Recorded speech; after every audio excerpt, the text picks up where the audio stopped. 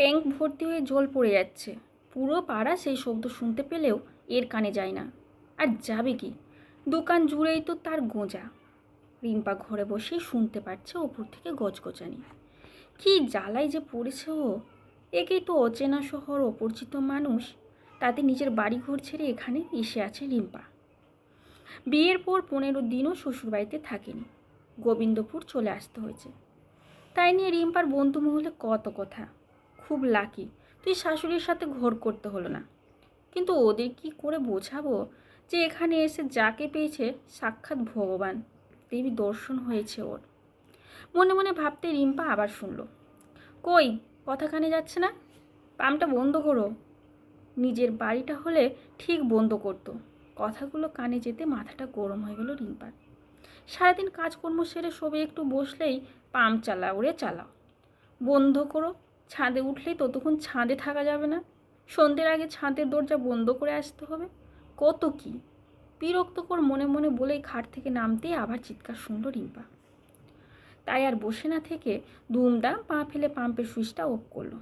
ঠিক 8.5 মিনিটের বেশি পাম্প চালাতে দেবে না। কি বিটকেল বুড়ি রে বাবা, মনে মনে গোছগোছ করেই চলেছে রিম্পা। তবে পাম্পটা বন্ধ করে শান্তি হলো। একে এই পাম্পের আওয়াজ, তার উপর ওই বুড়ি। রিম্পা এমনি খুব শান্ত স্বভাবের মেয়ে। চিৎকার করা, ঝগড়া করা ওর স্বভাব বিরুদ্ধ। বিরক্ত হলেও মুখে কিছু বলে না। অন্য যে কেউ থাকলে ওর সাথে ঝগড়া লেগে যেত, রিম্পা জানে। পাম্প বন্ধ করে ঘরে এসে মুড়ির বাড়িটা নিয়ে বসলো রিম্পা, হাতে ফোন। আর কি করবে ও, সারাদিন একা একা ভালো লাগে না। সনক বেরিয়ে গেলে রিম্পার প্রচুর সময়, তখন এই মোবাইলটা ছাড়া আর গতি কি। রিম্পা শুনছে ওপরে তখনও চিৎকার চলছে। ও খালি ভাবে প্রতিমা দেবীর বর বেচারার কি দুর্দশা।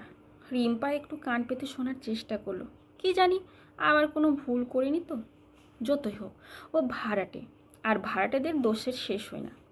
রিম্পা নিশ্চিন্তে 1 চামচ জল মুড়ি মুখে ঢোকালো। কান তখন ওপরে আলোচনা ধরার চেষ্টা করছে, কী সব ওষুধ দিয়ে কথা বলছে। যাক, এখনকার টপিকে ও নেই ভেবে না থাকাটাই ভালো লাগলো। ফোনটা টেনে নিয়ে আয়েশ করে বসেছে রিম্পা। পাশের বাটিতে মুড়িগুলো তখন জল খেয়ে ফুলে ফেপে উঠেছে। চিনির গন্ধে তাদের 2-4টে মাছও এসে ভাগ বসিয়েছে। রিম্পা ফেসবুকে রিলসগুলো দেখছে, খুব ভালো লাগে। এগুলো করলেও সময়টা কাটতো। তারপর কিছুদিন পর টাকাও আসতো। অনেক দিন ধরে রিম্পা ভেবে চলেছে সব, কিন্তু রিল করার জন্য যে পরিস্থিতির দরকার সেটুকু এ বাড়িতে নেই। ভিডিও করা, রেডি হওয়া, গান বাজানো সব ওকেই করতে হবে। তার মধ্যে যদি বুড়িটা চেঁচিয়ে ওঠে, মনে পড়তেই কানে আসলো সেই বিখ্যাত গলা। রিম্পার কেমন যেন মনে হচ্ছে গলাটা ক্রমশ জ্বরে হচ্ছে প্রতিমা দেবীর। রিম্পার দেরি না করে তাড়াতাড়ি উঠে একটা পলিথিন জোগাড় করে আনলো। পলিথিনটা খুলে তাতে মুড়িগুলো ফেলতে হবে, সাথে সাথে সেই বিরক্তকর গলা। কি গো, কখন থেকে ছেলেটা বাঁশি বাজাচ্ছে, শুনতে পাচ্ছ না? বলতে বলতে রিম্পার ঘরের দরজা খুলে ঢুকলেন প্রতিমা দেবী। ততক্ষণে মুড়ি ঢালা শুরু হয়ে গেছে, কিন্তু শেষ রক্ষা হয়নি। আজও মুড়ি নষ্ট করলে, কি অলক্ষ্মীর কাজকর্ম শুরু হয়েছে। কালো এসে দেখে গেছি এত মুড়ি গেল ওই ময়লা গাড়িতে। তা মুড়ি যখন গলা দিয়ে নামেই না, তো রুটি চাউমিন করলেই বা কি। বোতল নাড়ানো যাবে না, খালি অলক্ষ্মীপনা। রিম্পা এক কোণে দাঁড়িয়ে শুনে যাচ্ছে প্রতিমা দেবীর কথাগুলো। কান্না পেয়ে যাচ্ছে। মনে মনে ভাবছে আর বলছে, আমার বোরের টাকায় কেন মুড়ি আমি ফেলবো কি রাখবো সেটা আমি বুঝবো, তুমি কে বলা। সত্যি রিম্পার সকালে নিজের জন্য কিছু করতে ইচ্ছে করে না।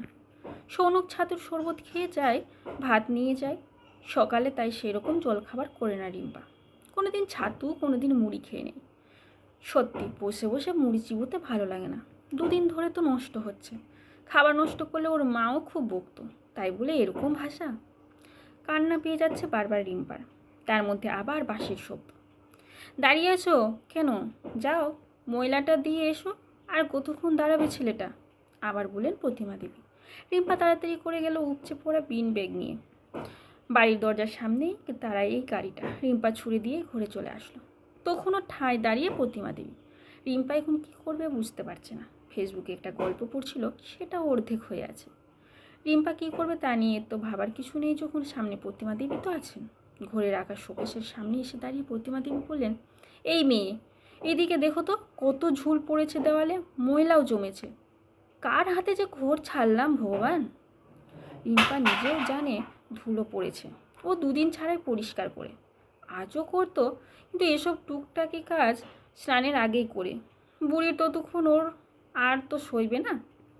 রিম্পা দেখলো প্রতিমা দেবী এসে বসে পড়ল ওর খাটে। হয়ে গেল গল্প। কতক্ষণে যে নড়বে কোনো ঠিক নেই। বসেই বলল, আমার বাড়ি এরকম নোংরা করা চলবে না। এই আজ তোমার বোর আসলে বলো, আমি দেখা করতে চেয়েছি। রিম্পা বিড়বিড় করে বলল, নালিশ করবে আমার নামে? আজ আসলে আমি বলবো এই বাড়িতে থাকা আমার পক্ষেও সম্ভব না। 5 মিনিট হয়ে গেল, খাটের গায়ে হেলান দিয়েই বসে আছে। চোখ দুটো বন্ধ, কে জানে ঘুমিয়ে পড়লো কি না। এত চিৎকার করলে ক্লান্ত তো লাগবেই। আসলে নিজের ঘরের মায়া ছাড়তে পারছে না। 2টো ঘর, এক চিলতে রান্নাঘর, ছোট বাথরুম, তাতে নিয়ে নেই 7,500 টাকা। শুধু সৌনকের অফিসটা একদম কাছে, তাই আর আপত্তি করেনি রিম্পা। নাহলে লাইট না জ্বালিয়ে রাখলে অন্ধকার পুরী, আর এই পুরী নিয়ে এ রানীমাই থাকুক। আজ সৌনক আসলে বলবে ওর পক্ষে থাকা সম্ভব না। কী যে করবে রিম্পা এখন? মোবাইলটা টেনে নিয়ে গল্পটা পড়বে নাকি ঝুল ঝেড়ে স্নান করে নেবে? মোবাইল ধরলেই তো এখন উল্টো সিধে কথা। ইচ্ছে করছে না ঝুল ধুলো ঘাঁটতে। বিয়ের পর একটা সপ্তাহ শ্বশুরবাড়িতে কাটিয়েছে রিম্পা। শাশুড়ি মানুষটা সুবিধার নয় সেটা কাল রাত দিনেই বলেছিল। মেজো যা আর মাসতুজো যা খুব খিটখিটে নাকি, কিন্তু সত্যি রিম্পার সাথে কিচ্ছুটি করেনি। উল্টো সপ্তাহ জুড়ে যত্নে রেখেছিল। হয়তো ভেবেছে থাকবে না, হয়তো তাই যে কটা দিন আছে আদরেই থাক। রিম্পাও নিজেকে ভাগ্যবান মনে করতো যে শাশুড়ির ছবিটা ওর কাছে ভালোই ছিল, কিন্তু যাকে পেয়েছে সেজন্য একটা কাঠি উপরে। এ কি ঘুমিয়ে পড়েছে নাকি? মুখের কাছে এসে দুদণ্ড দাঁড়িয়ে রিম্পা বুঝলো উনি নাক ডাকছেন। অস্বস্তি হচ্ছে রিম্পা। স্নানে যাবে নাকি ডেকে দেবে বুঝতে পারলো না। একটু ভেবে রিম্পা স্নানে চলে গেল। ডেকে দেওয়া মানেই শব্দ দূষণ, তার থেকে ঘুমোলে ওনার শান্তি, আমারও শান্তি। রিম্পা গামছাটা নিয়ে বাথরুমে ঢুকে গেল। বাথরুমে ভিজানো আছে সৌনক আর ওর কিছু ছেঁড়া জামা। সেগুলো স্নানের সময় ধুয়ে দেবে, এটাই করে আসছে বরাবর। জামাগুলো মেঝেতে থুপথুপে কাচতে লাগলো। কলটা চালিয়ে দিল। গামলা ভর্তি জল থাকলে জামাগুলো ওতে চুবিয়ে ধুতে সুবিধা হয়। আজ থেকে 3 মাস আগেও রিম্পা জানতো ওকে এত কাজ করতে হবে। আগে জামা কাপড় ধোয়া, কাঁচা সব পিসি করে দিত। মায়ের পা ব্যথা পারতো না, তাই রান্নার পিসিকেই বাবা কাপড় ধোয়ার জন্য বলতো। মা বলতো, রিম্পাকে করতে দাও, সব কাজ শিখে রাখা ভালো। বাবা বলতো, ধুর, এখন পড়াশোনার সময় ওকে বিরক্ত করো না তো। মেয়ে হোক বা ছেলে, ঘাড়ে বিপদ আসলে সব কাজ শিখে নেবে। তার মধ্যেও যতদিন আরামে থাকতে পারে। রিম্পাও মনে করে পারি না বলে কোনো শব্দ হয় না। যে পারে না সে আসলে ইচ্ছাকৃতভাবে পারতে বা করতে চায় না। হয়তো খারাপ পারে, কিন্তু তো পারে। রিম্পা যেমন রুটি করতে পারতো না, যা পারতো তাই করতো, সেটাই খেত সৌনক। আজকাল দারুণ বানায়। সৌনক যেমন সব কাজ পারে, রান্না, বাসন মাজা, রুটি করা, কিন্তু রিম্পা করতে দেয় না। ওকেও তো শিখতে হবে, শিখেও গেছে। দারুণ রুটি বানায় আজকাল রিম্পা। সৌনক আগে হোস্টেলে থাকতো, ওখানে রান্নাবান্না সবই করতো, তাই বেশ পারে ও সেসব। এক এক দিন রাতে শোক করে বানায়। বিয়ের পর বউ নিয়ে আসবে বলে এমন বাড়িওয়ালা জোগাড় করেছে। এমনি সুন্দর সে বাড়িওয়ালা যে মাথা খারাপ হয়ে যাচ্ছে রিম্পার। এসব ভাবতে ভাবতেই রাগটা আবার ফিরে এলো, আর তার জেরেই আরও জোরে জোরে কাপড়গুলো কাচতে লাগলো রিম্পা। হঠাৎ মনে হলো বাথরুমে কেউ ধাক্কাচ্ছে। জলের আওয়াজ শুনতে পারছে না রুম্পা। তাড়াতাড়ি কলটা বন্ধ করতে করতে শুনতে পেলো খুব জোরে ধাক্কা দিচ্ছে বাথরুমের দরজা। স্বভাব জেনেও রিম্পার মনে হলো মানুষটা কোনো বিপদে পড়েছে, না হলে এভাবে কেউ ধাক্কা দেয় না।